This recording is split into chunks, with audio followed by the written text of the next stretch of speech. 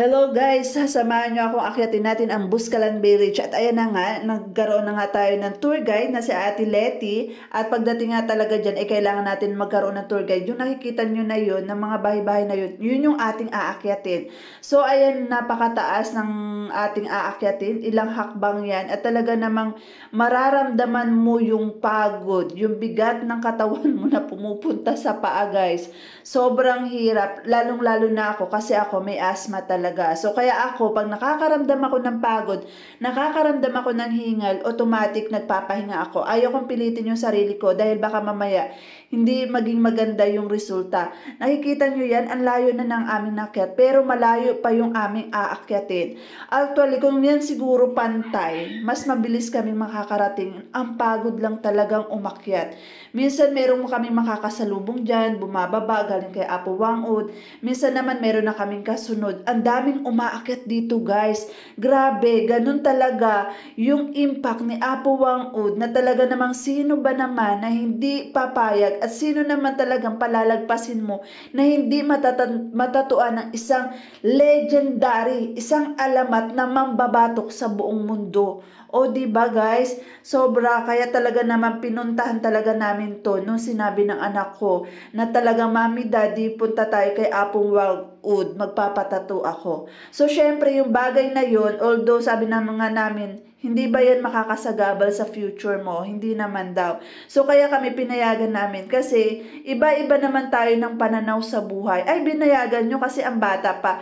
Hindi, kasi iba-iba tayo. Iba ka, iba sila. So karapatan nila yun at gusto nila yun. Pero kami nung asawa ko talaga, hindi kami talaga nagpapatato. Kahit isa sa amin, walang tato. Pero dahil nga nakita namin yung ganda at yung sulit talaga na umakyat ka dyan sa Buscalan Village, ay hindi ko alam at hindi namin alam kung papaano kami na pa-oo at talaga naman sabi namin, eto na, minsan ka lang makarating dito, bakit hindi mo pa natin sulitin? Nagpatato kaming dalawa.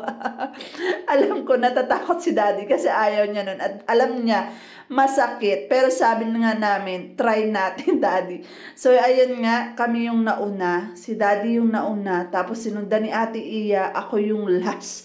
Oh my God, ayan na. Akala namin, nung pag-akyat mo dyan at nakita mo na yung bahay, siya na hindi pa pala aakyat tayo. Kasi pupunta tayo kung saan tayo tutuloy at kung saan tayo matutulog. Sa sobrang pagod, ayan, nagpahinga kami at kumain. Dahil nga hapon na rin naman, ayan, nagpahinga muna tayo at talaga naman libre yung kanin guys. At yung ulam na lang, ang poproblemahin mo, ang ipoprovide mo, libre din yung kape nila. Pure coffee talaga na gustong gusto ng daddy namin kasi black coffee na masarap. Ayaw niya talaga ng merong mga eklabos pa. Gusto niya talaga pure coffee. Sila na rin nga talaga yung nagluluto ng kanin kasi yun yung libre, ulam na lang. Ayan, kinabukasan, chinek agad ni daddy yung sasakyan, hindi namin matanaw. Imagine mo, ang layo. Meron zipline dyan, nung pababa na kami, iniwan na doon namin pinadaan yung aming mga gamit para hindi na kami mahirapan at mabigatan sa mga gamit namin. Sobrang aga pa niyan at katatapos lang ng ulan. Ang gandang pagmasdan lang nung mga ulap na bumaba dyan sa may kabundukan. Ayan naman, pwede ka dyan magluto. Pwede pahiramin ka nila ng mga gamit. Yung plato, kutsara, ayan, ipapahiram sa'yo. Ikaw na bahalang maghugas ng mga ginamit mo, o diba? So ayan na nga, talagang ninamnam, talagang nilamin yung environment. Ayan yung mga talagang pumunta na dyan, napakarami na guys. At kung makikita mo pa, doon kay Apong Wangud, marami doon talagang nag-iwan ng bakas na gaano karami yung pumunta sa kanya. So ayan, nung nakapila kami dyan, maya-maya ang dagsa ng mga tao guys. Kaya kung pupunta kayo dyan, iwasan ninyo yung Sabado, Sunday, holiday. Kasi sigurado, baka 1 week kayo maghintay bago kayo matatuan ni Apo Wangud.